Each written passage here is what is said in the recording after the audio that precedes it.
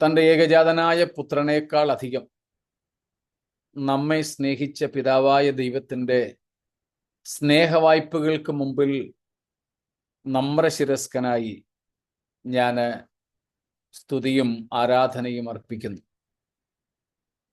തൻ്റെ ജീവനേക്കാൾ നമുക്ക് വിലമതിച്ച പുത്രൻ തമ്പുരാൻ യേശുക്രിസ്തുവിൻ്റെ നാമത്തിൽ എല്ലാ വിശുദ്ധന്മാർക്കും ക്രിസ്തീയ വന്ദനങ്ങൾ അറിയിക്കും. കർത്താവിൻ്റെ സന്നിധിയിൽ നമുക്കൊരുമിച്ച് ഈ ആഴ്ചയുടെയും അവസാനത്തെ ദിവസമായിരിക്കാൻ കഴിയുന്നല്ലോ, ഈ മാസത്തിൻ്റെയും അവസാനത്തെ ശനിയാഴ്ച. ദൈവത്തിൻ്റെ കരുണയ്ക്കും കൃപയ്ക്കുമായിട്ട് സ്തോത്രം. നമ്മൾ പഠിച്ചുകൊണ്ടിരിക്കുന്ന വെളിപ്പാട് പുസ്തകം 20-ാം അധ്യായത്തിൻ്റെ 4, 5, 6 വാക്യങ്ങളിലേക്ക് നമ്മുടെ ശ്രദ്ധ കൊണ്ടുപോവുകയാണ്. നമ്മൾ ഇന്നലെയും മിനിയാന്നും പഠിച്ചത് ഒന്നാം പുനരുത്ഥാനത്തിൽ പങ്ക് ലഭിക്കുന്നവർക്ക് എന്ത് വിശേഷതയുണ്ട്, എന്ത് അനുഗ്രഹം അവർക്ക് ലഭിക്കും എന്നുള്ളതായിരുന്നു. സ്തോത്രം. നാം അതിൽ 6 കാര്യങ്ങളാണെന്ന് തോന്നുന്നു പഠിച്ചതല്ലേ, അതോ 7? 7. സ്തോത്രം. അതിൽ ഒന്നായിരുന്നു അവർക്ക് രണ്ടാം മരണത്താൽ ദോഷമുണ്ടാവുകയില്ല, അല്ലെങ്കിൽ അവർക്ക് രണ്ടാം മരണം ഇല്ല എന്ന് നമുക്ക് അർത്ഥമാക്കാം.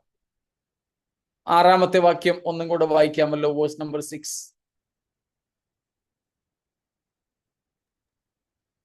ഇത് ഒന്നാമത്തെ പുനരുത്ഥാനത്തിൽ പങ്കുള്ളവൻ ഭാഗ്യവാനും വിശുദ്ധനും ആകുന്നു. അവരുടെ മേൽ രണ്ടാം മരണത്തിന് അധികാരമില്ല. അവർ ദൈവത്തിനും ക്രിസ്തുവിനും പുരോഹിതന്മാരെ ക്രിസ്തുവിനോട് കൂടെ 1000 ആണ്ട് വാഴും. സ്തോത്രം.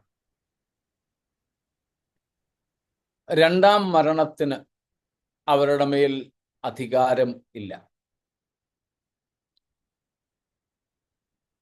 നമ്മൾ ആ 7 കാര്യങ്ങളും ചിന്തിച്ചതാണ്. രണ്ടാം മരണം എന്ന് ഈ മരണത്തെ വിളിക്കുവാനുള്ള കാരണം ശാരീരിക മരണം, ഒന്നാമത്തെ മരണമായ ശാരീരിക മരണത്തിന് ശേഷം സംഭവിക്കുന്ന മരണമായതുകൊണ്ടാണ്.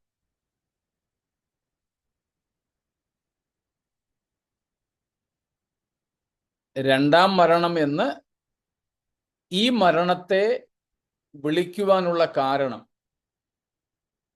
ഒന്നാം മരണമായ ശാരീരിക മരണത്തിന് ശേഷം നടക്കുന്ന മരണം. അപ്പോൾ ഒന്നാം മരണം ഏത് മരണമാണ്? ശാരീരിക മരണം. Physical death is the first death. First death.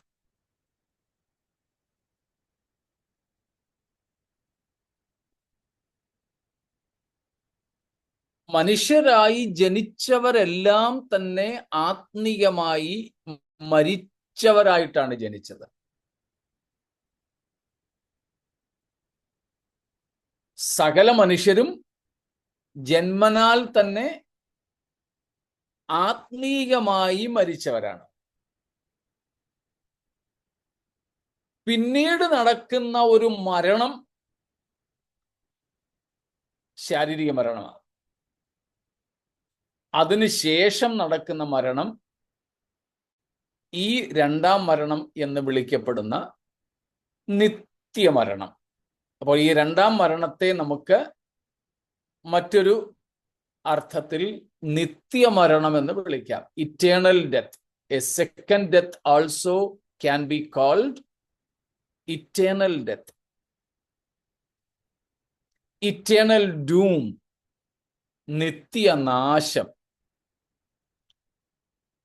Eternal condemnation, നിത്യ ശിക്ഷാവിധി. നിത്യ ശിക്ഷാവിധി. ഇങ്ങനെയൊക്കെയുള്ള വിവിധ പേരുകൾ ഈ മരണത്തിനുണ്ട്. ബൈബിൾ കൊടുക്കുന്ന പ്രധാനപ്പെട്ട പേര്, രണ്ടാം മരണത്തിന് ബൈബിൾ കൊടുക്കുന്ന, പ്രത്യേകാൽ വെളിപ്പാട് പുസ്തകം കൊടുക്കുന്ന പ്രധാനപ്പെട്ട പേര് ശ്രദ്ധയിൽ വന്നോ?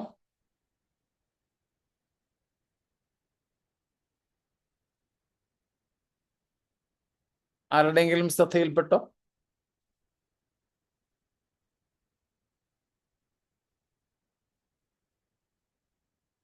ഇരുപതിന്റെ 14 ഇന്നലെ നമ്മൾ വായിച്ചതാ. 20:14. മരണത്തെയും പാതാളത്തെയും തീപ്പൊയ്കയിൽ തള്ളിയിട്ട് ഈ തീപ്പൊയ്ക രണ്ടാമത്തെ മരണം. അപ്പോൾ എന്ത് കിട്ടി? തീപ്പൊയ്ക. തീപ്പൊയ്ക. തീപ്പൊയ്ക. 21:8 നമ്മൾ കണ്ടു രണ്ടാം മരണം, തീയും ഗന്ധകവും കത്തുന്ന പൊയ്ക, lake of fire.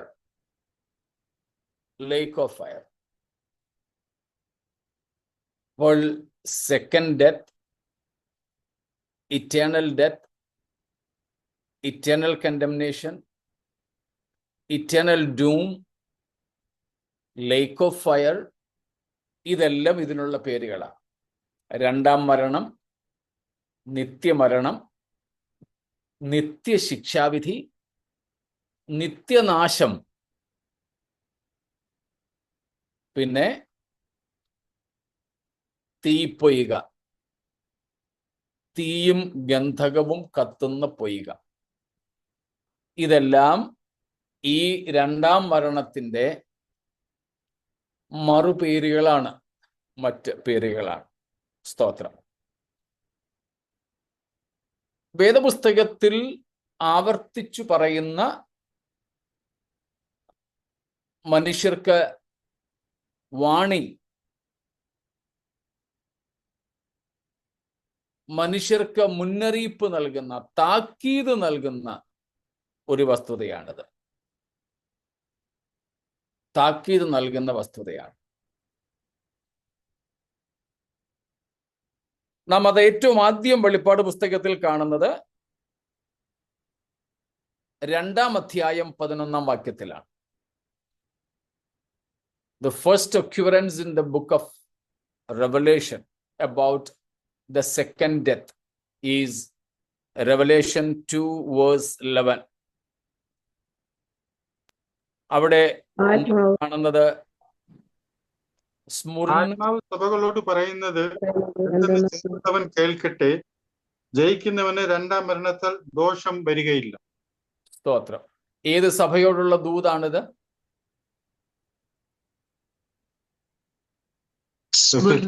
എഫേസ്യർ.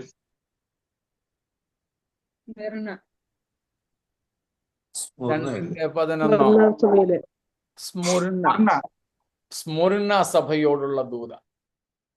This is a promise to the church at Smyrna. The church going through severe persecution. വളരെ പീഡകളിലൂടെ കടന്നുപോയ സ്മുർണ സഭയോടുള്ള ക്രിസ്തുവിന്റെ വാഗ്ദത്തമാണ്. മരണം, ശാരീരിക മരണം വരെ വിശ്വാസം ത്യജിക്കാതെ നിത്യജീവദാതാവായ കർത്താവിനെ മുറുകെ പിടിച്ചുകൊണ്ട് രക്തസാക്ഷികളായി പോലും മരിച്ചാലും വാഗ്ദത്തം. അങ്ങനെയുള്ളവർക്ക് രണ്ടാം മരണത്താൽ ദോഷം വരികയില്ല. ഏതാണ്ട് അതേ കാര്യം തന്നെയാണ് ഇപ്പോൾ നമ്മൾ 20:6 വായിച്ചത്. രണ്ടാം മരണത്തിന് അവരുടെ മേൽ അധികാരമില്ല. Second death will have no authority over them. No authority over them. അപ്പോൾ ഏറ്റവും ആദ്യം നാം കാണുന്നത് ഇവിടെ 2:11 പിന്നെ നമ്മൾ കാണുന്നത് ഇവിടെയാണ് 20:6. മൂന്നാമത് നാം കാണുന്നു 20:14. നാലാമതായി 21:8. സ്തോത്രം. ഈ ഭാഗങ്ങൾ ഇങ്ങനെ പ്രധാനമായും 4 ഭാഗങ്ങളിലായിട്ടാണ് വെളിപ്പാട് പുസ്തകത്തിൽ രണ്ടാം മരണത്തെക്കുറിച്ച് പ്രതിപാദിച്ചിരിക്കുന്നത്. രണ്ടാം മരണം.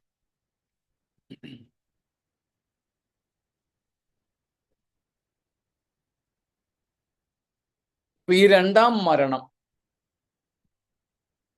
ഇങ്ങനെയുള്ള 5 വിവിധ പേരുകൾ നമ്മൾ കണ്ടു. മരണത്തിന്റെ അർത്ഥവും ഓർമ്മ കാണുമല്ലോ. മരണത്തിന്റെ വിവക്ഷ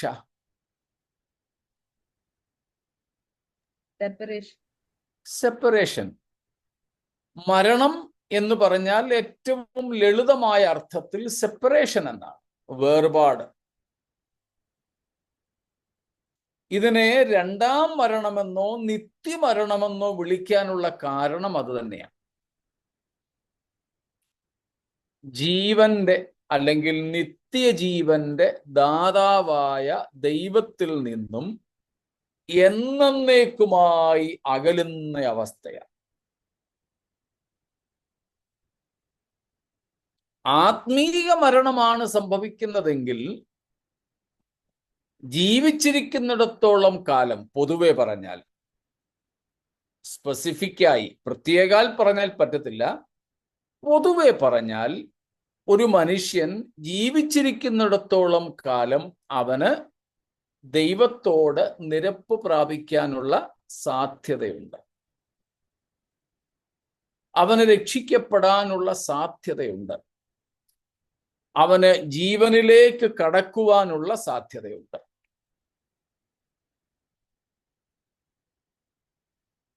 എന്നാൽ നമ്മൾ ഇതിനു മുമ്പ് പഠിച്ചിട്ടുണ്ട്, എല്ലാ ജീവിച്ചിരിക്കുന്നവർക്കും അതിനുള്ള സാധ്യത ഇല്ല എന്നുള്ളത്. ജീവിച്ചിരിക്കെ തന്നെ രക്ഷിക്കപ്പെടാനുള്ള സാധ്യതകൾ തീർന്നുപോയവരുമുണ്ട്. അത് നമ്മൾ നേരത്തെ 2 പ്രാവശ്യം പഠിച്ചിട്ടുണ്ട്. അതുകൊണ്ട് ഞാൻ ആവർത്തിക്കുന്നില്ല, ആവർത്തന വിരസത ഒഴിവാക്കാൻ വേണ്ടി.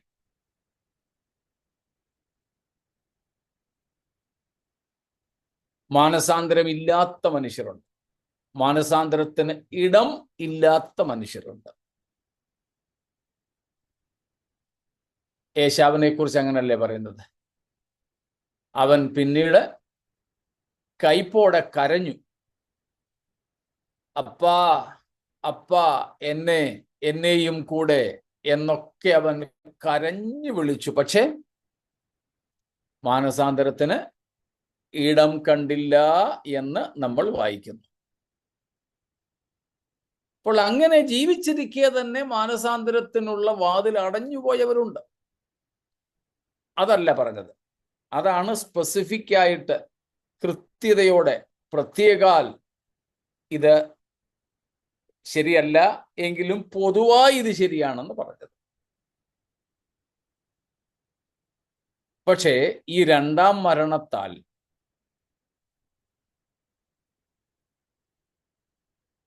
പിന്നെ ദൈവത്തോട് നിരപ്പ് പ്രാപിക്കാനോ സമാധാനത്തിലെത്താനോ ദൈവത്തോട് അടുക്കുവാനോ ഉള്ള സകല സാധ്യതകളും എന്നേക്കുമായി അവസാനിച്ചു. അതുകൊണ്ട് തന്നെ അതിനെ നമുക്ക് യഥാർത്ഥ മരണം എന്ന് വിളിക്കാം. യഥാർത്ഥ മരണം. അപ്പോൾ യഥാർത്ഥ മരണം ഈ അർത്ഥത്തിൽ ശാരീരിക മരണമല്ല, ഈ രണ്ടാം മരണമാണ്. നമ്മൾ അതുകൊണ്ടാ നേരത്തെ ഒരിക്കൽ പഠിച്ചത് 2 ജനനം, 3 ജീവിതം, അല്ലെങ്കിൽ 3 ജീവനുകൾ, 3 മരണം. ഒരിക്കൽ മാത്രം ജനിച്ചവൻ 3 മരിക്കും.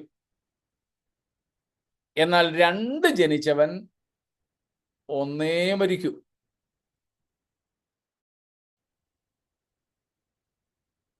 വിശദീകരിക്കേണ്ട ആവശ്യമില്ലല്ലോ. സ്തോത്രം. ഒരു 2ാം ജനനമായ വീണ്ടും ജനനം മരിച്ചു കഴിഞ്ഞിട്ട് മറ്റേതെങ്കിലും ഒരു സൃഷ്ടിയിൽ ജന്മമെടുക്കുന്നതിനെ കുറിച്ചല്ല. പുനർജനനം അല്ല ഇവിടുത്തെ വിവക്ഷ, വീണ്ടും ജനനമാണ്. പുനർജന്മം, റീബർത്ത് എന്ന ഭാരതീയ തത്വസംഹിതയിലെ അല്ലെങ്കിൽ തത്വശാസ്ത്രത്തിലെ വിഷയമല്ല ഇവിടെ. ബോൺ അഗെയിൻ എക്സ്പീരിയൻസിനെ കുറിച്ചാണ് പറയാം, വീണ്ടും ജനനാനുഭവത്തെ കുറിച്ച്. അങ്ങനെ 2ാമത്തെ ജനനം ജന്മമല്ല, ജനനം. ഓക്കെ, 2ാമത്തെ ജനനമായ വീണ്ടും ജനനം പ്രാപിച്ചാൽ 1 മരിക്കൂ. അതും മരിക്കണമെന്ന നിർബന്ധമില്ല. കർത്താവിന്റെ വരവിൽ ആള് ജീവനോടിരിക്കുകയാണെങ്കിൽ അങ്ങനെയുള്ളവർ മരിക്കുകയില്ല.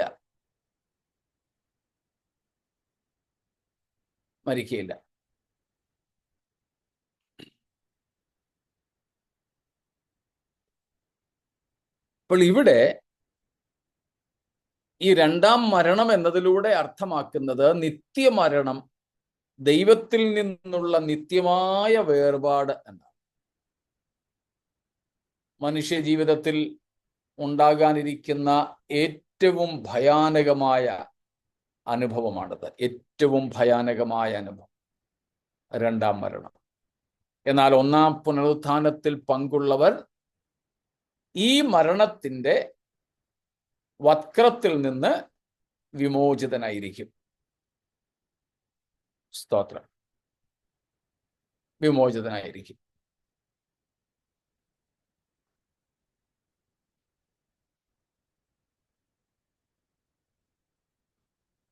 ഇത്രയും കാര്യങ്ങൾ വ്യക്തമാണോ?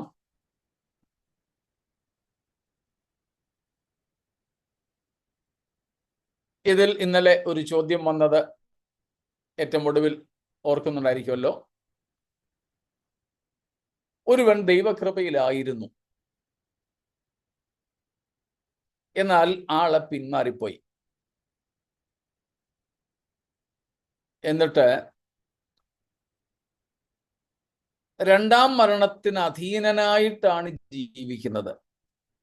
അങ്ങനെയുള്ള ഒരുത്തന്റെ ലക്ഷണങ്ങൾ ഒറ്റവാക്കിൽ പറഞ്ഞാൽ, സാധാരണ ഭാഷയിൽ പറഞ്ഞാൽ എനിക്ക് തോന്നുന്നു പിന്മാറ്റക്കാരന്റെ ലക്ഷണങ്ങൾ എന്ന് പറയാൻ തോന്നുന്നു, അല്ലേ? സ്തോത്രം.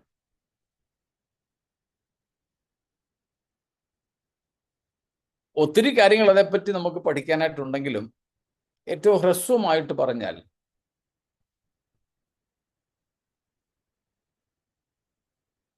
ഒരിക്കൽ ദൈവകൃപയെ ആസ്വദിച്ച ഒരാൾ പിന്മാറിപ്പോയാലും ബാഹ്യലക്ഷണങ്ങൾ എല്ലായ്പ്പോഴും കാണിക്കണമെന്നില്ല. രക്ഷിക്കപ്പെടാതെ സഭയ്ക്കുള്ളിലേക്ക് കടന്നു കൂടിയവരുമുണ്ട്. പിന്മാറിപ്പോയ ശേഷവും സഭയിൽ തന്നെ തുടരുന്നവരുമുണ്ട്. ഈ 2 കൂട്ടരുമുണ്ട്. ആവർത്തിക്കുന്നു, രക്ഷിക്കപ്പെടാതെ സഭയ്ക്കകത്ത് വന്നുകൂടിയവരും പിന്മാറിയ ശേഷവും സഭയിൽ തന്നെ തുടരുന്നവരും.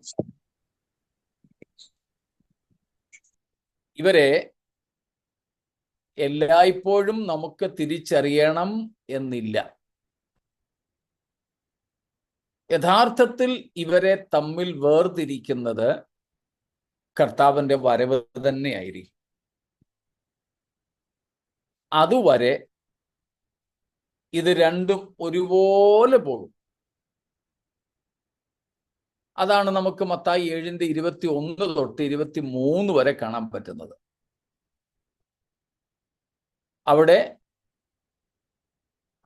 യേശുവിന്റെ അടുക്കൽ വന്ന് പറയുന്ന കൂട്ടര് കൊച്ചുപുള്ളികളൊന്നുമല്ല. രക്ഷിക്കപ്പെടാത്തവരോ സഭയ്ക്ക് പുറത്തു പോയവരോ വഷളത്വമായ ജീവിതം പരസ്യമായ നിലകളിൽ നയിച്ചവരൊന്നുമല്ല. ഒരുപക്ഷെ ദുരുപദേശങ്ങൾ പ്രചരിപ്പിച്ചവരുമല്ല. അവരുടെ ജീവിതവും ശുശ്രൂഷയും കണ്ടാൽ ആരെങ്കിലും പറയുമോ അവർ രണ്ടാം മരണത്തിന് അധീനരാണെന്ന്? ഇല്ല. കേൾക്കാൻ പറ്റുന്നുണ്ടല്ലോ? ഓക്കെ, സ്തോത്രം. മത്തായി 7:21, 22, 23 വാക്യങ്ങളിൽ പറയുന്നവർ സാധാരണക്കാരല്ല. അവര് തന്നെ കർത്താവിനോട് പറയുന്നു, നിന്റെ നാമത്തിൽ ഞങ്ങൾ പ്രവചിച്ചു, ഭൂതങ്ങളെ പുറത്താക്കി, വിവിധ വീര്യപ്രവൃത്തികൾ ചെയ്തു. യേശു കർത്താവ് ഇതൊന്നും നിഷേധിക്കുന്നില്ല.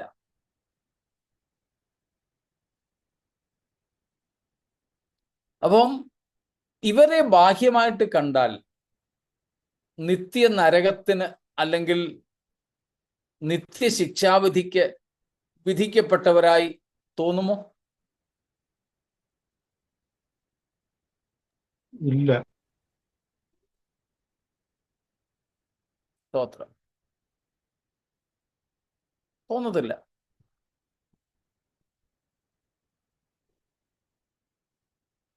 അപ്പം ചിലപ്പോൾ ശുശ്രൂഷയും ബാഹ്യമായ പ്രകടനങ്ങളും ജീവിതശൈലികളും പെരുമാറ്റങ്ങളും ഒക്കെ കണ്ടാൽ ഇവൻ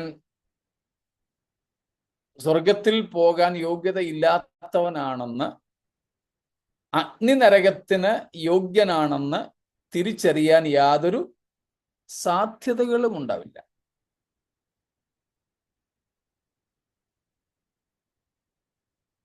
എന്നാൽ ചില കേസുകളിലുണ്ട്. ചിലരുടെ വിഷയങ്ങളിൽ നമുക്ക് കാണാൻ പറ്റും.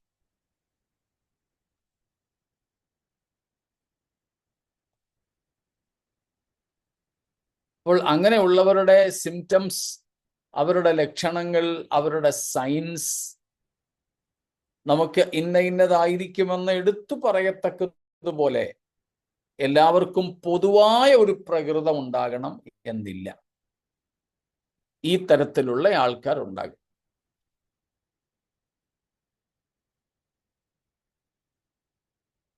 യൂദ 12 അപ്പോസ്തലന്മാരിൽ ഉൾപ്പെട്ടവനായിരുന്നല്ലോ. 12 പേരെ ആകട്ടെ, പിന്നീട് 70 പേരെ ആകട്ടെ ശുശ്രൂഷയ്ക്ക് വേണ്ടി കർത്താവ് നിയോഗിച്ച് അല്ലെങ്കിൽ അഭിഷേകം ചെയ്ത് അയക്കുമ്പോൾ അക്കൂട്ടത്തിൽ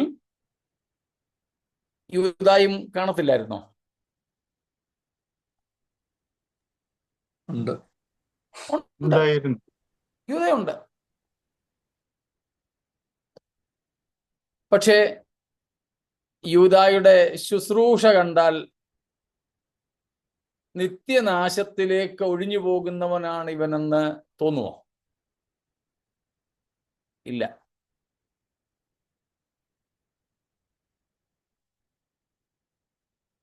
ഇതാണ് ഒന്നാമത്തെ ഭാഗം. രണ്ടാമത്തെ ഭാഗം, അങ്ങനെയുള്ളവരെ നമുക്ക് പൊതുവെ ഈവൻ നമുക്ക് നമ്മെ തന്നെ ഒന്ന് പരിശോധിക്കുന്നതിന് ഉതകുന്ന സംഗതിയാണ് ആത്മീയ വിഷയങ്ങളിൽ മടുപ്പ് തോന്നുക.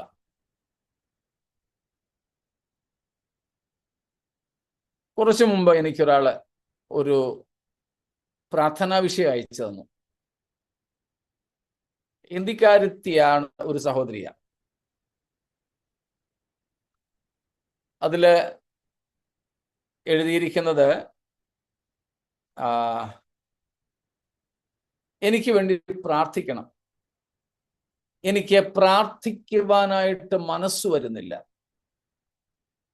വേദപുസ്തകവും വായിക്കാൻ എനിക്ക് ഒരു ഒരു താല്പര്യവുമില്ല.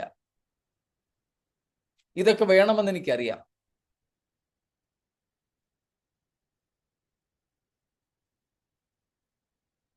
അതുകൊണ്ട് എനിക്ക് എന്നിൽ തന്നെ ഒരു വല്ലാത്ത മടുപ്പ് തോന്നുന്നു, ക്ഷീണം തോന്നുന്നു, ഉത്സാഹമില്ലായ്മ തോന്നുന്നു. ഇതിപ്പോ നമുക്ക് നമ്മെ തന്നെ വിലയിരുത്താൻ കഴിയുന്ന കാര്യമാണ്. ആത്മീയ വിഷയങ്ങളിൽ നമ്മുടെ താല്പര്യം കുറയുന്നുണ്ടോ? കൂട്ടായ്മകൾക്ക് പോകാൻ നമുക്ക് താല്പര്യം കൂടുന്നോ കുറയുന്നോ?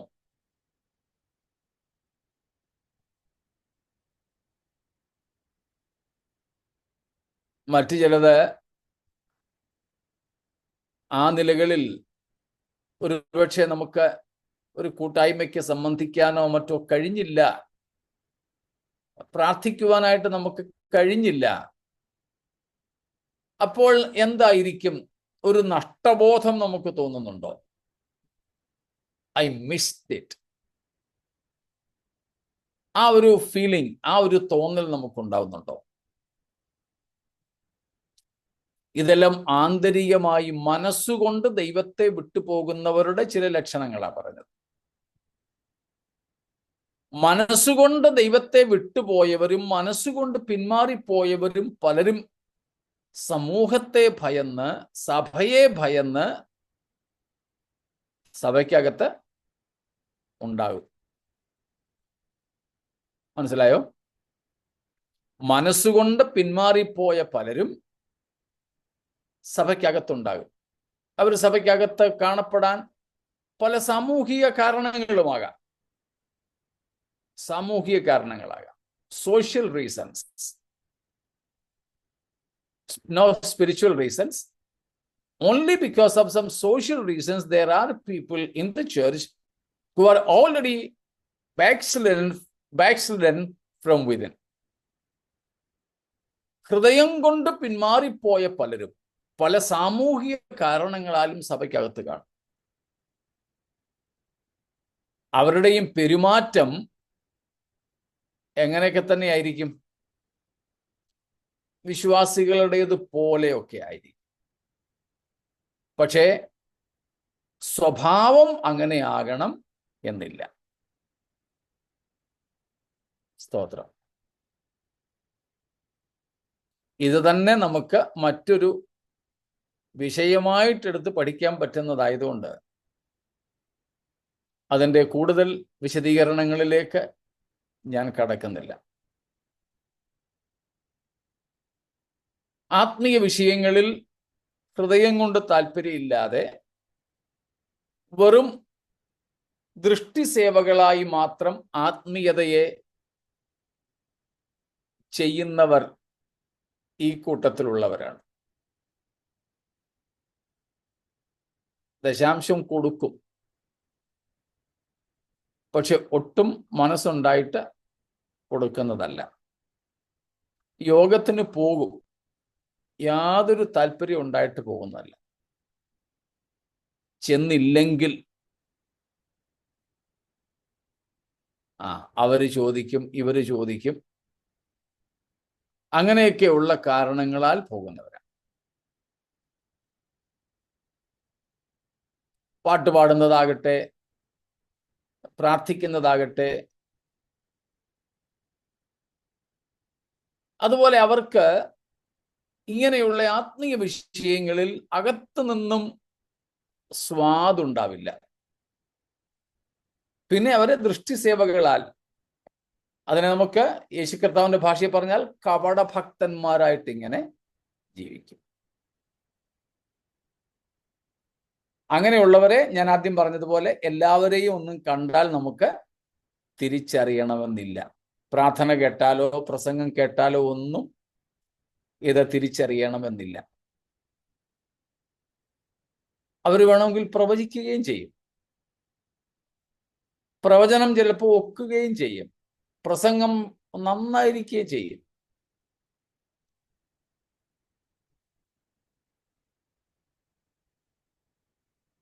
ഒരു കർത്താവിന്റെ ദാസൻ ഞങ്ങൾ തമ്മിൽ വളരെ അടുത്ത സമയത്ത് എന്നോട് പറഞ്ഞു, ഞാൻ ഈ അടുത്തിടയ്ക്ക് രക്ഷിക്കപ്പെട്ടതാണ്. അദ്ദേഹം ബൈബിൾ സ്കൂളിൽ പല വർഷങ്ങൾ പഠിച്ചു, പല ഡിഗ്രികൾ അദ്ദേഹം എടുത്തു, പല ബൈബിൾ സ്കൂളുകളിൽ പഠിപ്പിക്കുന്നു. ഞാൻ സംസാരിക്കുമ്പോൾ അദ്ദേഹം ഒരു ചർച്ചിന്റെ പാസ്റ്ററും കൂടെയാണ്. അദ്ദേഹം എന്നോട് പറഞ്ഞു, ഞാൻ ഇന്ന സമയത്താണ് രക്ഷിക്കപ്പെടുന്നത്. ബൈബിൾ സ്കൂളിൽ പഠിക്കുമ്പോഴോ പഠിപ്പിക്കുമ്പോഴോ ഒന്നും ഞാൻ രക്ഷിക്കപ്പെട്ടയാളല്ലായിരുന്നു. അദ്ദേഹം സ്വയം എന്നോട് പറഞ്ഞതാണ്. ഞാൻ പേര് പറയുന്നത് ഉചിതമല്ലല്ലോ, അതുകൊണ്ട് ഞാൻ പറയുന്നില്ല.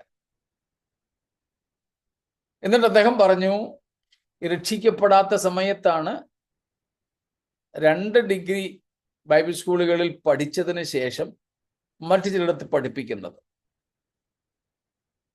അദ്ദേഹം പുതിയ നിയമത്തിലെ ചില ലേഖനങ്ങളായിരുന്നു ഒരിക്കൽ അവിടെ പഠിപ്പിച്ചത്. അത് പഠിപ്പിച്ചുകൊണ്ടിരിക്കുമ്പം ക്ലാസ്സിൽ കുട്ടികൾ പശ്ചാത്താപം കൊണ്ടാണോ ദൈവസ്നേഹം കൊണ്ടാണോ കരയുന്നു.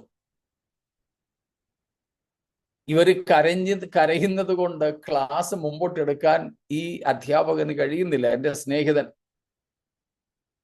എന്നിട്ട് അദ്ദേഹം എന്നോട് പറഞ്ഞു, എൻ്റെ സഹോദര, ഞാൻ ബൈബിൾ സ്കൂളിൽ പഠിപ്പിക്കുക, എൻ്റെ ക്ലാസ്സിലിരുന്ന് കുട്ടികൾ കരയുകയാ, പക്ഷെ ഞാൻ അകത്ത് ചിരിക്കുകയായിരുന്നു, ഈ മണ്ടന്മാർ എന്തോ കാര്യത്തിന് കരയുന്നതെന്ന്. ഞാനീ പറഞ്ഞ കാര്യത്തിനാണോ? ഞാൻ കുറെ ആശയങ്ങളൊക്കെ പറഞ്ഞു, അത് കേൾവിക്കാരുടെ ഹൃദയത്തെ സ്വാധീനിച്ചു.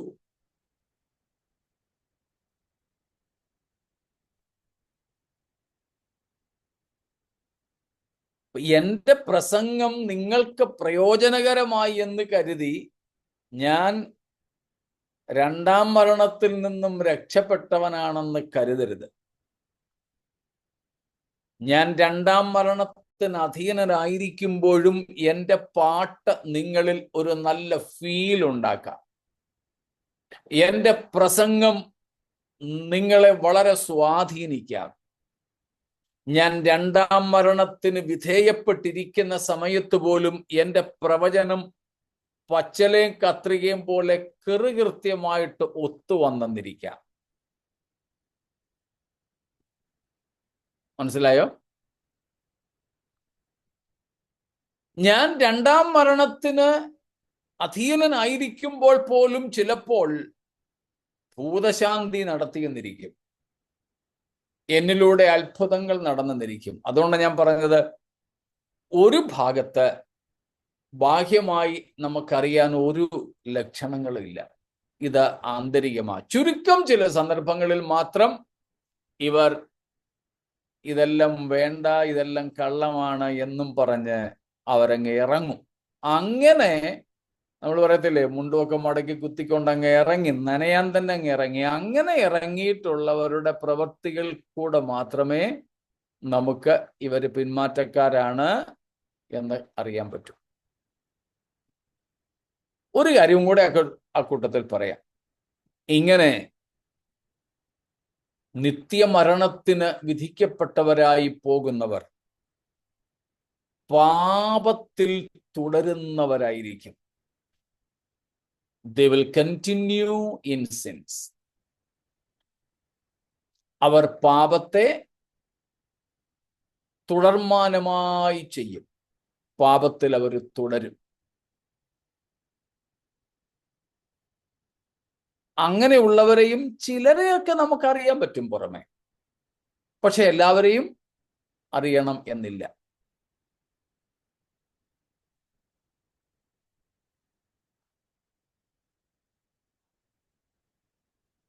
അതുകൊണ്ട് നമ്മുടെ ദൃഷ്ടിയിൽ ആള് കൊള്ളാമെന്ന് തോന്നിയാൽ പോലും 2ാം മരണത്തിൽ നിന്ന് രക്ഷപ്പെടുന്നവനാകണമെന്നില്ല. ഇവൻ നമ്മുടെ സ്വന്തം കാര്യം എടുത്തേ,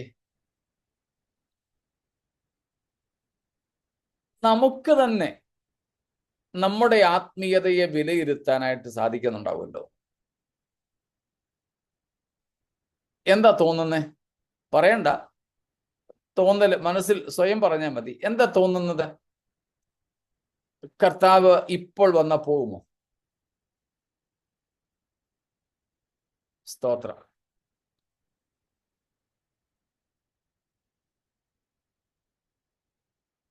കഴിഞ്ഞ ചില പ്രാവശ്യങ്ങളിൽ എനിക്ക് ചില യൗവനക്കാര് റെഫറൻസ് ലെറ്റർ വന്നു. അവര് അഡ്മിഷന് വേണ്ടി, പഠനത്തിന് വേണ്ടി പോകുമ്പോൾ അവർക്ക് പാസ്റ്ററുടെ റെക്കമെൻഡേഷൻ ലെറ്റർ വേണം, റെഫറൻസ്. അതിന് അവർക്കൊരു ഫോർമാലിറ്റി ഉണ്ട്, അവർക്കൊരു ഫോം ഉണ്ട്. ആ ഫോം ഫില്ല് ചെയ്ത് കൊടുക്കണം. അതിൽ 2 കോളങ്ങൾ നിങ്ങൾ റെക്കമെൻഡ് ചെയ്യുന്ന ഈ ആളിൻ്റെ 5 പോസിറ്റീവ്സ് എഴുതുക, 3 നെഗറ്റീവ്സ് എഴുതുക. ചിലതിനകത്ത് 5 എണ്ണം ഉണ്ട്. ഞാൻ ഫില്ല് ചെയ്യുന്നതിന് മുമ്പ് ഇവരോട് പറഞ്ഞത് ഇതുപോലെ 2 കോളം ഉണ്ട്. എനിക്ക് നിങ്ങളുടെ എല്ലാ നെഗറ്റീവ്സും എല്ലാ പോസിറ്റീവ്സും അറിയത്തില്ല. എന്നേക്കാൾ അറിയാവുന്നത് നിങ്ങളല്ലേ. അതുകൊണ്ടൊരു കാര്യം ചെയ്, ഈ 2 എണ്ണത്തിന്റെ ഉത്തരം എനിക്ക് എഴുതിത്താ. നിങ്ങൾ എഴുതി തരുന്നതിനകത്ത് നിന്ന് ഞാൻ 3 എണ്ണം അല്ലെങ്കിൽ 5 എണ്ണം തിരഞ്ഞെടുത്ത് അവർക്ക് കൊടുത്തോളാം. ഞാൻ അങ്ങനെ ഒരു ഫോം കഴിഞ്ഞ മാസം ഒരാൾക്ക് വേണ്ടി ഫില്ല് ചെയ്തു. അങ്ങനെയുള്ള ഒരു വിലയിരുത്തൽ നടത്തിയാൽ ചിലപ്പോൾ നമുക്ക് തന്നെ തോന്നും നമ്മളെക്കാൾ വിശുദ്ധന്മാർ വേറെ ആരും ഇല്ല. അതുകൊണ്ടാണ് പൗലോസ് പറഞ്ഞത്, എനിക്ക് യാതൊരു കുറ്റത്തെക്കുറിച്ചും ബോധ്യമില്ല എങ്കിലും ഞാൻ അതിനാൽ ശുദ്ധനെന്ന് വരികയില്ല, നീതിമാൻ എന്ന് വരികയില്ല. കാരണം എന്നെ വിധിക്കുന്നത് കർത്താവാകും. അവൻ എന്തു ചെയ്യും? ഇരുട്ടത്ത് ഇരിക്കുന്നത് വെളിച്ചത്താക്കും. 1 കൊരിന്ത്യർ ലേഖനം 4-ാം അധ്യായം 4. എടുത്തെങ്കിൽ അങ്ങ് വായിച്ചു. എനിക്ക് യാതൊരു കുറ്റത്തെക്കുറിച്ചും ബോധമില്ലെങ്കിലും അതിനാൽ ഞാൻ നീതിമാൻ എന്ന് വരികയില്ല. എന്നെ വിധിക്കുന്നത് കർത്താവാകുന്നു. ആകയാൽ കർത്താവ് വരുവോളം സമയത്തിന് മുമ്പേ ഒന്നും വിധിക്കരുത്. അവൻ ഇരുട്ടിൽ മറഞ്ഞിരിക്കുന്നത് വെളിച്ചത്താക്കി ഹൃദയങ്ങളുടെ ആലോചനയെ വെളിപ്പെടുത്തും. അന്ന് ഓരോരുത്തന് ദൈവത്തിങ്കിൽ നിന്ന് പുകഴ്ചയുണ്ടാകും. അന്നേ നമുക്കറിയൂ ഓരോരുത്തനും എങ്ങനെയുള്ളവനായിരുന്നു. വെള്ളയിട്ട്, ജുബായും ഇട്ട്, ഫുൾ സ്ലീവ് ഇട്ട്, എപ്പോഴും പച്ചവെള്ളം കിട്ടിയാൽ പോലും റോഡിന് നടുക്കാണെങ്കിലും കൈവച്ച് പ്രാർത്ഥിച്ച് കുടിക്കൂ. ഇങ്ങനെയൊക്കെയുള്ള ഭക്തന്മാരായി നടന്നവര് യഥാർത്ഥത്തിൽ ആരായിരുന്നു, എന്തായിരുന്നു എന്ന് കർത്താവിൻ്റെ ന്യായവിധി നാളിലെ വെളിപ്പെടൂ. അല്ലെങ്കിൽ ആ അഗ്നി തന്നെ ഓരോരുത്തരും എങ്ങനെയുള്ളതെന്ന് വെളിപ്പെടുത്തും. എന്നാൽ ചുരുക്കം ചിലര് പാപത്തിലേക്ക് അങ്ങിറങ്ങി തുടർമാനമായി പാപം ചെയ്ത് പാപത്തിലങ്ങ് തുടർന്ന് അങ്ങനെയുള്ളവരെ കാണാൻ പറ്റും. പക്ഷെ എല്ലാവരും അങ്ങനെയുള്ളവർ അല്ല.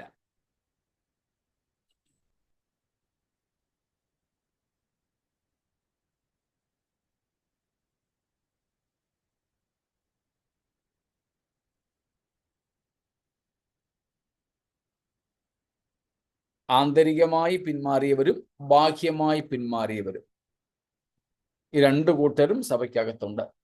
ബാഹ്യമായി പിന്മാറിയവരെ നമുക്ക് പെട്ടെന്ന് അവരുടെ പ്രവൃത്തികളാൽ മനസ്സിലാക്കുവാനായിട്ട് സാധിക്കും.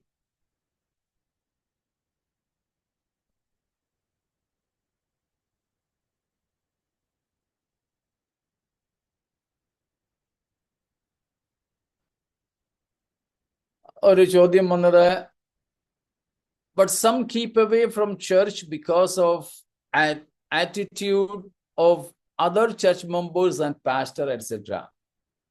Is this also in this category? പാസ്റ്ററുടെയോ മറ്റ് ചില വിശ്വാസികളുടെയോ ചില ഇടപെടലുകൾ നിമിത്തം ചിലര് കൂട്ടായ്മകളിൽ നിന്ന് വിട്ടു നിൽക്കുന്നവരുണ്ട്. ശരിയാ, എനിക്കും അറിയാം അങ്ങനെയുള്ളവരെ. കൂട്ടായ്മകളിൽ നിന്ന് മാത്രം, അല്ലെങ്കിൽ ഒരു എന്താണ് പറയുന്നത്, ഡിനോമിനേഷണൽ ചർച്ചിൽ നിന്ന് ഒരു പ്രസ്ഥാനവൽക്കരിക്കപ്പെട്ട കൂട്ടായ്മയിൽ നിന്ന് മാറി നിന്നു എന്നത് ഈ രണ്ടാം മരണത്തിന് അധീനരാണെന്നതിന് തെളിവല്ല. അങ്ങനെയുള്ളവരും എന്ത് ചെയ്യുന്നുണ്ടാവും? നിത്യജീവന്റെ പങ്കാളികളാണെങ്കിൽ വിശുദ്ധന്മാരുമായി അവർക്ക് കൂട്ടായ്മ ഉണ്ടാകും. പ്രസ്ഥാനവൽക്കരിക്കപ്പെട്ട കൂട്ടായ്മയുമായി അവർക്കൊരു പക്ഷെ കൂട്ടുകാണില്ല.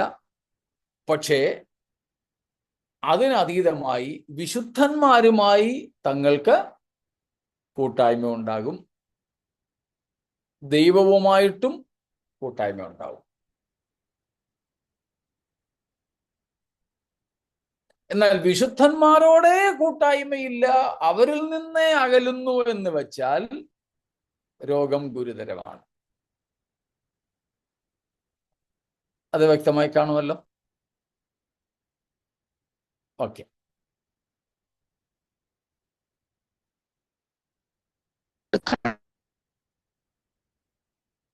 അപ്പോൾ ഒന്നാം പുനരുത്ഥാനത്തിൽ പങ്കുള്ളവരുടെ 7 വിധ അനുഗ്രഹങ്ങളെ പറ്റി നാം ചിന്തിക്കുകയായിരുന്നു. ആ വിഷയത്തിൽ മറ്റെന്തെങ്കിലും വിശദീകരണം വേണമെങ്കിൽ ചോദിച്ചാട്ടെ, ഇല്ലെങ്കിൽ നമുക്ക് അടുത്ത ഭാഗത്തേക്ക് പോകാം.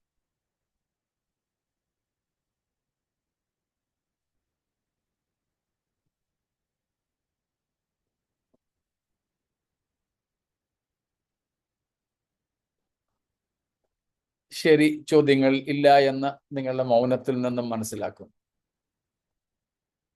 എങ്കിൽ നമുക്ക് ഈ 3 വാക്യങ്ങളിൽ പറഞ്ഞിരിക്കുന്ന അടുത്ത വിഷയത്തിലേക്ക് പ്രവേശിക്കാം. 4-ാമത്തെ വാക്യം ഒന്നും കൂടെ വായിച്ചാട്ടെ, 20:4. ഞാൻ ന്യായാസനങ്ങളെ കണ്ടു, അവയിൽ ഇരിക്കുന്നവർക്ക് ന്യായവിധിയുടെ അധികാരം കൊടുത്തു.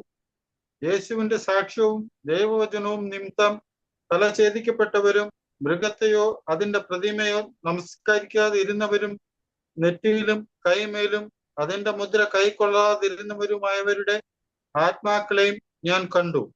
അവർ ജീവിച്ച് 1000 ആണ്ട് ക്രിസ്തുവിനോട് കൂടി വാണു. അതിന്റെ ആദ്യ ഭാഗം, ഞാൻ ന്യായാസനങ്ങളെ കണ്ടു.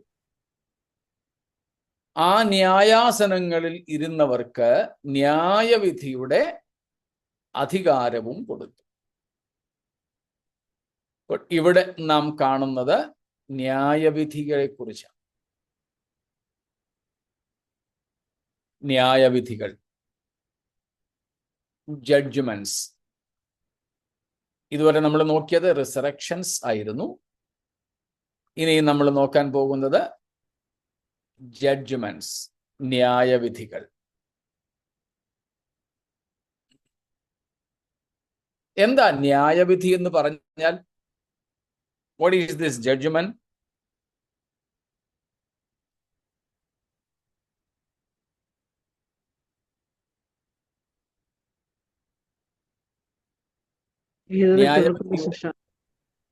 എന്തോ? ചെയ്ത തെറ്റുകൾക്കുള്ള ശിക്ഷ. ദൈവത്തിന്റെ മുമ്പിലുള്ള ശിക്ഷ.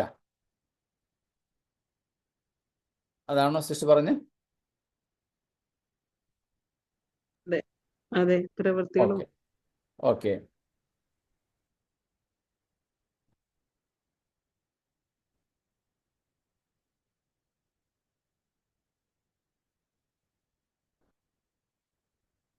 ജഡ്ജ്മെന്റ്, ന്യായവിധി എന്ന് പറഞ്ഞാൽ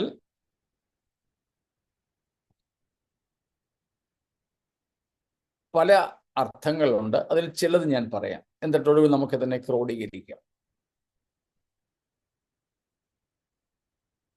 എബ്രായ പദം, ന്യായവിധിക്കുള്ള എബ്രായ പദം DHIN, ധീൻ.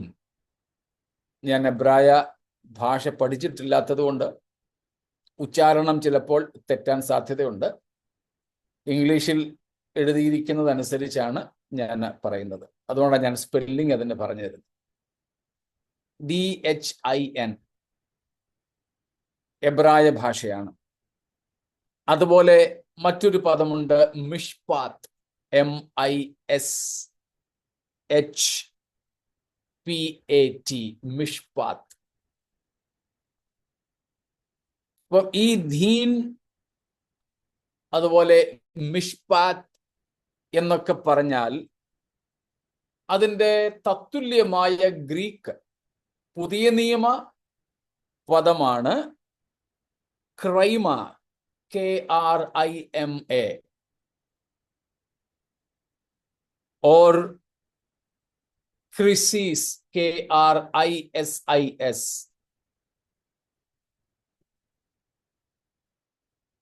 ഈ പദങ്ങളുടെയൊക്കെ അർത്ഥം pronouncing of A formal opinion, pronouncing of A formal opinion, ഒരു ഔപചാരികമായ അഭിപ്രായം പറയുക, ഔപചാരികമായ അഭിപ്രായ പ്രഖ്യാപനം, അഭിപ്രായ പ്രഖ്യാപനം.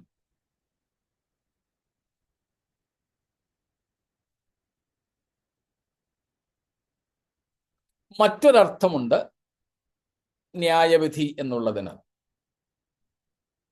ന്യായവിധിക്ക് ഉള്ള മറ്റൊരർത്ഥമാണ് a third party sits, hears orders between two parties. രണ്ട് കൂട്ടർക്ക് മധ്യേ ഒരാൾ ഇരുന്നു കൊണ്ട് രണ്ട് പക്ഷത്തെയും കേട്ട് മനസ്സിലാക്കി ഉചിതമായ ഒരു തീർപ്പ് കൽപ്പിക്കുക. രണ്ട് പാർട്ടികൾക്ക് നടുവിലാണ്, രണ്ട് വ്യക്തികൾക്ക് അല്ലെങ്കിൽ രണ്ട് കക്ഷികൾക്കിടയിലാണ് എന്ത് നടക്കുന്നത്? ന്യായവിധി നടക്കുന്നത്. അതിൽ മൂന്നാമതൊരു വ്യക്തിയുണ്ട്. ഈ രണ്ട് വ്യക്തികളുടെയും കാര്യം ഈ മൂന്നാമൻ ഇരുന്ന് ശ്രദ്ധയോടെ കേട്ട് പഠിച്ച് മനസ്സിലാക്കി ഒടുവിൽ ന്യായമായ ഉചിതമായ ഒരു തീർപ്പ് കൽപ്പിക്കുന്ന പ്രക്രിയയാണ് ന്യായവിധി. ആ അർത്ഥത്തിൽ നമ്മളിപ്പോൾ പഠിക്കുന്ന ന്യായവിധി, അതിനെ നമുക്ക് എങ്ങനെ മനസ്സിലാക്കാം? രണ്ട് കക്ഷികൾക്കിടയിൽ മൂന്നാമതൊരു കക്ഷി ഇരുന്ന് ഇരുകൂട്ടരെയും കേട്ട് കണ്ട് മനസ്സിലാക്കി തീർപ്പ് കൽപ്പിക്കുന്നു. വ്യക്തമാണോ ഇത്രയും? അങ്ങനെയെങ്കിൽ ഈ തീർപ്പ് കൽപ്പിക്കുന്ന ന്യായാധിപനായിരിക്കുന്ന മൂന്നാമത്തെ കക്ഷി ആരാണ്? താൻ ഇരുന്നു കൊണ്ട് കേൾക്കുന്ന, ശ്രവിക്കുന്ന, മനസ്സിലാക്കുന്ന, തീർപ്പ് കൽപ്പിക്കുന്ന മറ്റേ രണ്ട് കക്ഷികൾ ആരൊക്കെയാണ്? അപ്പോൾ വേദപുസ്തകം പറയുന്ന ന്യായവിധിയുടെ ഏതാണ്ടൊരർത്ഥം നമുക്ക് മനസ്സിലാവും.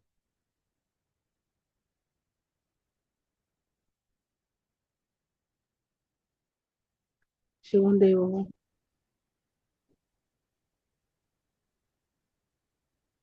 അല്പം കൂടെ ഉറച്ചു പറഞ്ഞോ സിസ്റ്റർ. യേശുക്രിസ്തുവും ദൈവവും. യേശുക്രിസ്തുവിനും ദൈവത്തിനും ഇടയിൽ രണ്ടുപേരെയും കൂടെ കേട്ട് വിധിക്കുന്നുവെന്നാണോ? സോറി, അല്ല. സാത്താനും മനുഷ്യനും ഇടയിൽ ക്രിസ്തു വിധിക്കുന്നതായിട്ട് മനസ്സിലാക്കാം. ഓക്കെ, മറ്റെന്തെങ്കിലും?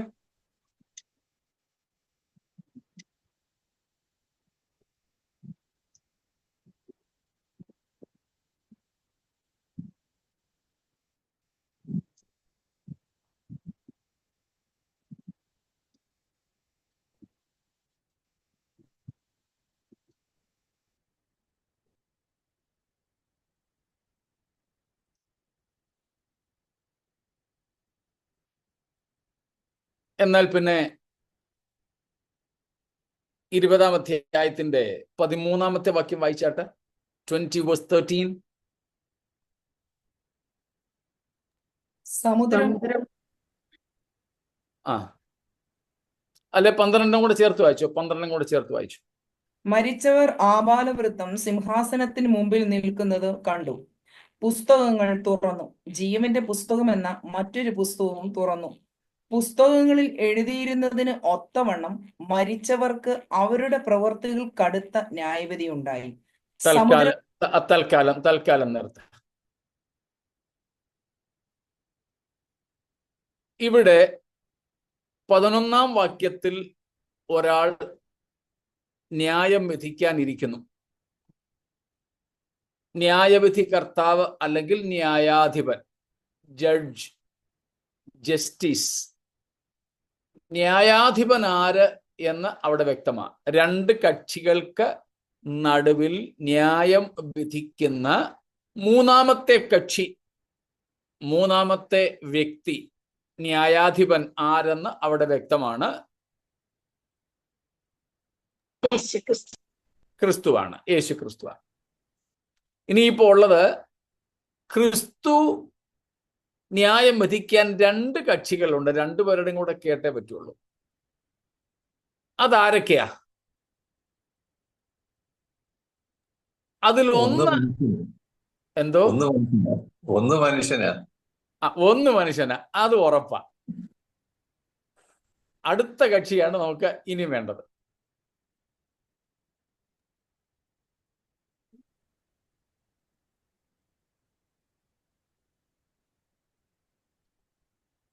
ഇവിടെ ഇപ്പൊ നമ്മൾ വായിച്ചത് പുസ്തകങ്ങൾ തുറന്നു. ജീവന്റെ പുസ്തകം എന്ന മറ്റൊരു പുസ്തകവും തുറന്നു. പുസ്തകങ്ങളിൽ എഴുതിയിരുന്നതിന് ഒത്തവണ്ണം അല്ലെങ്കിൽ അതിനനുസരിച്ചുള്ള ന്യായവിധി നടത്തുന്നു. അപ്പോൾ ഈ പുസ്തകങ്ങൾ ആരുടെ പുസ്തകങ്ങളാകാം? ദൈവത്തിന്റെ പുസ്തകങ്ങൾ. മറ്റെന്തെങ്കിലും അഭിപ്രായം? ഓരോ വ്യക്തിയുടെയും പേരിലുള്ള പുസ്തകങ്ങൾ, ഓരോ വ്യക്തിക്കും പ്രത്യേക സ്ഥലങ്ങളോ അല്ലെങ്കിൽ ഏരിയ ഉണ്ട് അവിടെ നമ്മളെ പറ്റി എഴുതിയിരിക്കുന്ന വസ്തുതകൾ. ഓക്കെ, അതും ആരെഴുതിയതാകാം? ദൈവം തന്നെ എഴുതിയതാകാം. ദൈവം തന്നെ എഴുതിയതാകാം. അപ്പോൾ നമ്മുടെ ജീവിതത്തെ കുറിച്ചുള്ള പുസ്തകം മാത്രമുള്ളോ? പിന്നെ ന്യായപ്രമാണമുണ്ട്, അല്ലെങ്കിൽ ബൈബിൾ ഉണ്ട്. ദൈവവചനം, ദ വേർഡ്, അതും ആരുടേതാണ്? ദൈവത്തിന്റെ. അങ്ങനെയെങ്കിൽ ഈ രണ്ട് കക്ഷികൾ, ഈ ഏതെല്ലാം കക്ഷികൾക്കിടയിലാകാം ക്രിസ്തു വിധിക്കുന്നത്? ഒന്ന് മനുഷ്യനും ദൈവത്തിനും മനുഷ്യർക്കിടയില്ല. സാത്താൻ അവിടെ സീനിലേ ഇല്ല. അവന്റെ ഒരു കാര്യവും ഇവിടെ പരിഗണിക്കപ്പെടുന്നില്ല. അത് വിശുദ്ധന്മാരുടെ ന്യായവിധിയാകട്ടെ, പാപികളുടെ ന്യായവിധിയാകട്ടെ, അവിടെ സാത്താന്റെ യാതൊരു സംഗതികളും കണക്കിലെടുക്കുന്നില്ല. രണ്ട് കക്ഷികൾക്കിടയിൽ തീർപ്പ് കൽപ്പിക്കുന്ന ഈ പ്രക്രിയ ന്യായവിധിയാണെങ്കിൽ ആ രണ്ട് കക്ഷികൾ എന്ന് പറയുന്നത് ഒന്ന് സ്രഷ്ടാവായ ദൈവവും രണ്ട് സൃഷ്ടിയായ മനുഷ്യൻ. ഒന്ന് നിയമദാതാവായ ദൈവവും, ദ ലോ ഗിവർ ഗാഡ്.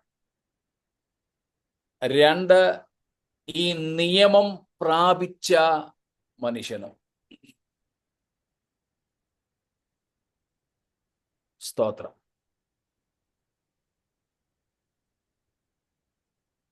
പിതാവായ ദൈവവും ആ ദൈവത്തിന്റെ മക്കളായ മനുഷ്യർക്കും ഇടയിലാണ് നടക്കുന്നത്.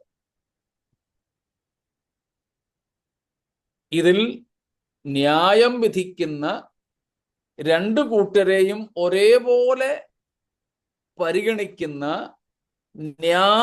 ന്യായമായി വിധിക്കുന്ന വ്യക്തി ഇവിടെ ദൈവവും മനുഷ്യനുമായി, പൂർണ്ണ ദൈവവും പൂർണ്ണ മനുഷ്യനുമായ ക്രിസ്തുവാണ്. കാരണം ദൈവത്തിന്റെ കാര്യങ്ങൾ മനസ്സിലാക്കാൻ പൂർണ്ണ ദൈവമായ ക്രിസ്തുവിന് പറ്റും. മനുഷ്യന്റെ കാര്യങ്ങളും മനുഷ്യന്റെ ഭാഗത്ത് നിന്ന് മനസ്സിലാക്കാൻ പൂർണ്ണ മനുഷ്യനായി ഭൂമിയിൽ ജീവിച്ച യേശുക്രിസ്തുവിന് പറ്റും.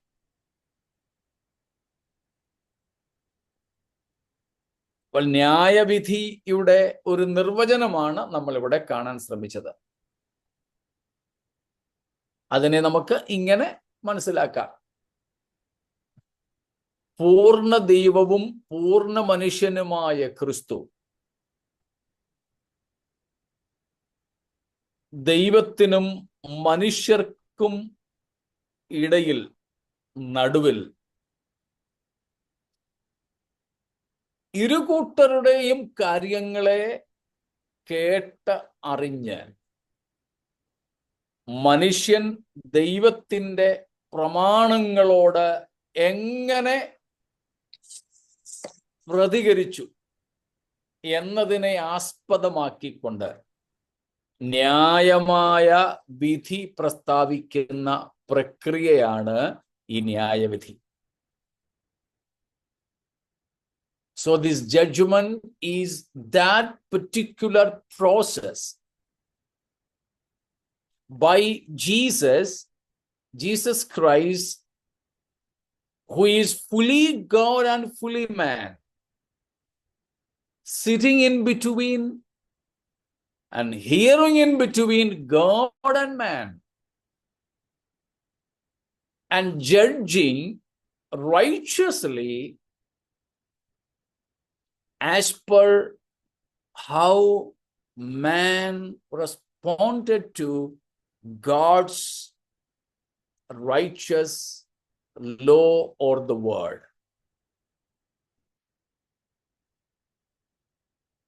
This judgment is the righteous or that process in which Jesus Christ, the fully God and the fully man, sits and hears between God and man and gives the sentence as per man's response to God's righteous word or righteous law.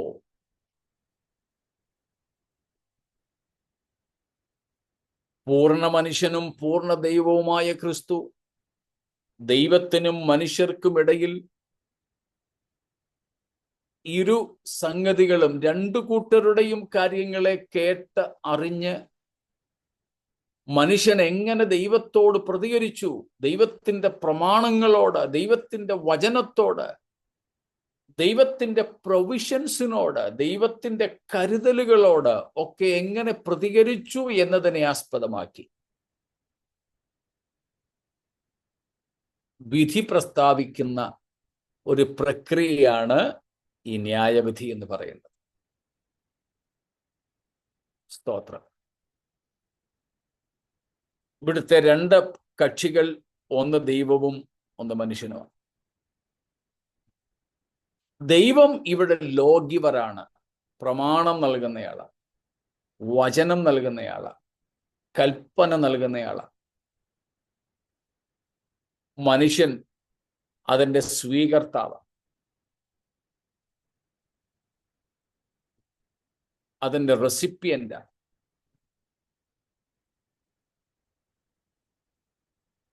ഇവിടെ മനുഷ്യന് ദൈവത്തോട് obligation, കടപ്പാടുണ്ട്. അവന്റെ കടപ്പാട് അനുസരണം എന്നുള്ളതാണ്, വിധേയത്വം, loyalty.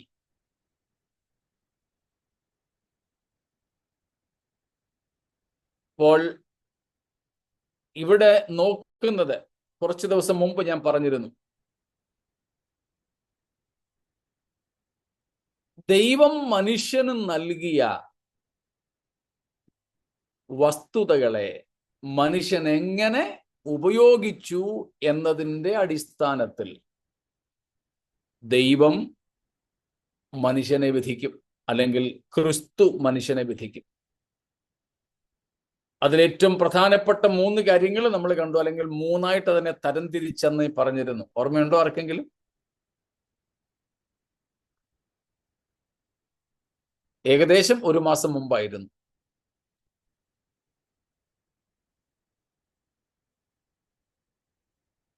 ഒന്ന്, God's utmost provision. Yeah, one is time, of course. 2 more. Resources. Yes, 1 more.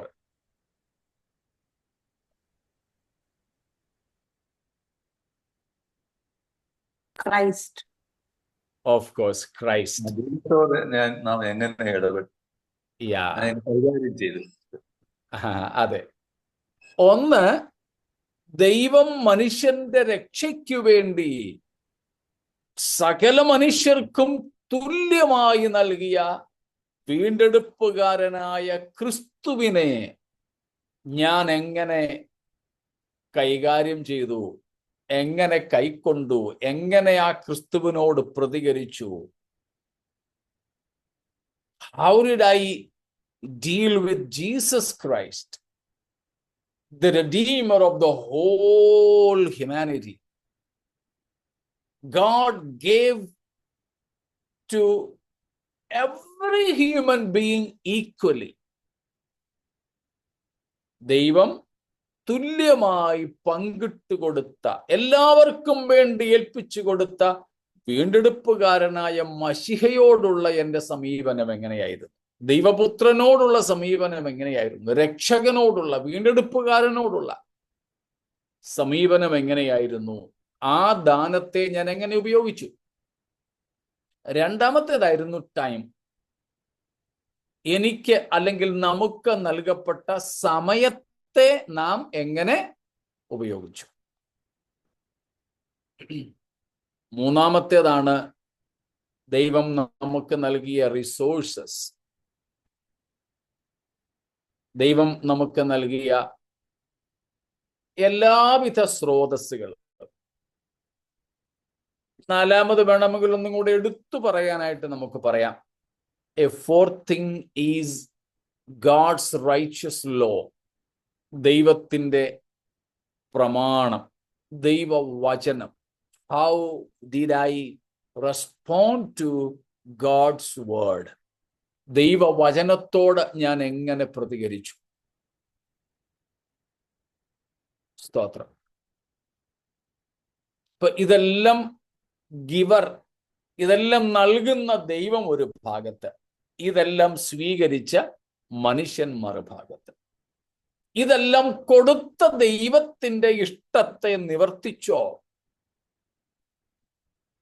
ഇപ്പൊ പ്രമാണം തന്നപ്പോൾ അതിനകത്ത് വാഗ്ദത്തമുണ്ട്, കടമകളുണ്ട്.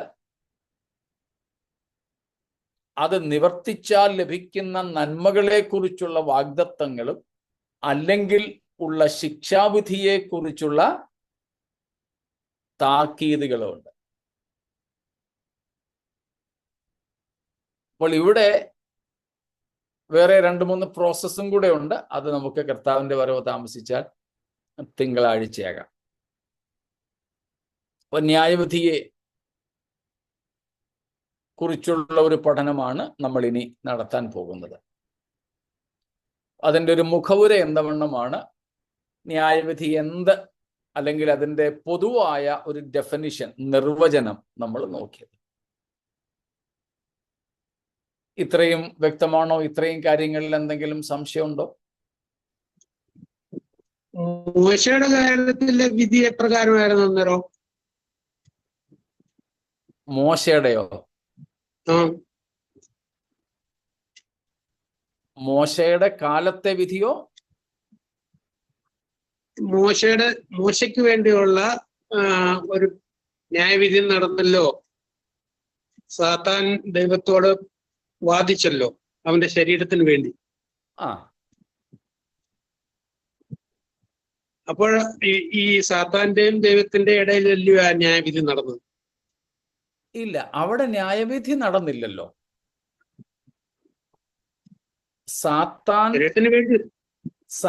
ശരീരത്തിന് വേണ്ടി വിധി നടക്കുമല്ല. സാത്താൻ മോശയുടെ ശരീരത്തിന് വേണ്ടി വാദിച്ചെന്നേ ഉള്ളൂ. അതിനൊരു വിധി പ്രസ്താവം നടന്നല്ലോ. എന്ത് വിധി പ്രസ്താവം നടന്നവിടെ? വിട്ടുതരികയില്ല എന്നുള്ളത് സാത്താന്റെ ഭാഗം തെറ്റാണെന്ന് ന്യായമായി വിധിച്ചില്ലേ?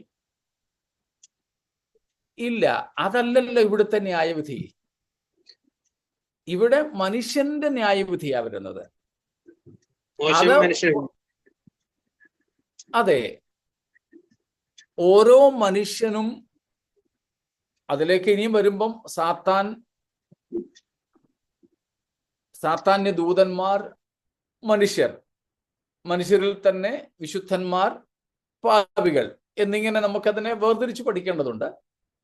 എങ്കിൽ തന്നെ സാത്താൻ അവിടെ വാദിച്ചത് മോശയുടെ ശരീരത്തിന് വേണ്ടി വാദിച്ചു എന്നേ ഉള്ളൂ. മോശയുടെ ന്യായവിധിയല്ല അവിടെ നടന്നത്. മോശയുടെ ന്യായവിധി അവിടെ നടന്നിട്ടില്ല. സാത്താന്റെ ന്യായവിധിയും നടന്നിട്ടില്ല. മോശയുടെ ശരീരത്തിന് വേണ്ടി ദൂതനും സാത്താനും തമ്മിൽ ഒരു വാദപ്രതിവാദം നടന്നു എന്ന് മാത്രമേ ഉള്ളൂ. അവിടെ ന്യായവിധിയുടെ വിഷയം വരുന്നതേ ഇല്ല.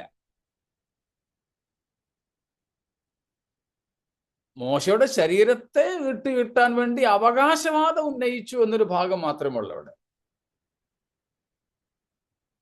അവിടെ സാത്താന്റെ ന്യായവിധിയാകട്ടെ മോശയുടെ ന്യായവിധിയാകട്ടെ നടന്നിട്ടില്ല. അത് പുതിയ നിയമത്തിലേക്ക് വരുമ്പോൾ ജീവനോടിരിക്കുന്ന പത്രോസിനും അപ്പോസ്തലന്മാർക്ക് വേണ്ടി പോലും സാത്താൻ കർത്താവിനോട് പോയി ആപ്ലിക്കേഷൻ കൊടുക്കുന്നുണ്ട്. ഒന്ന് വിട്ടുതരണം, എനിക്ക് ഇവനെ ഒന്ന് പാറ്റണം. കർത്താവ് വിട്ടുകൊടുത്തില്ല. അവിടെ ന്യായവിധിയല്ല, അവിടെ ഒരു അവകാശവാദം ഉണ്ടാകുന്നതേ ഉള്ളൂ. അത് സാത്താൻ സകല മനുഷ്യർക്കും വേണ്ടി ചെയ്യുന്നുണ്ട്.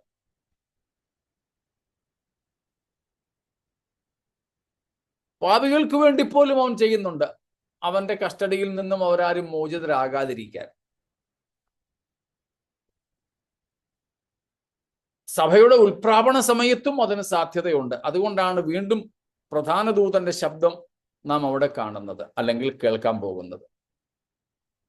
അത് പക്ഷെ ന്യായവിധിയായിട്ടല്ല, വെറും ഒരു അവകാശവാദം.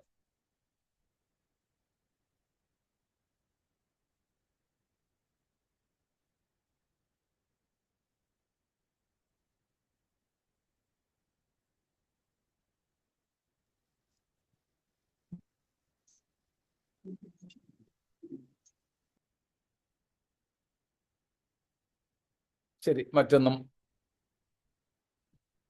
ഇല്ലെന്ന് കരുതട്ടെ.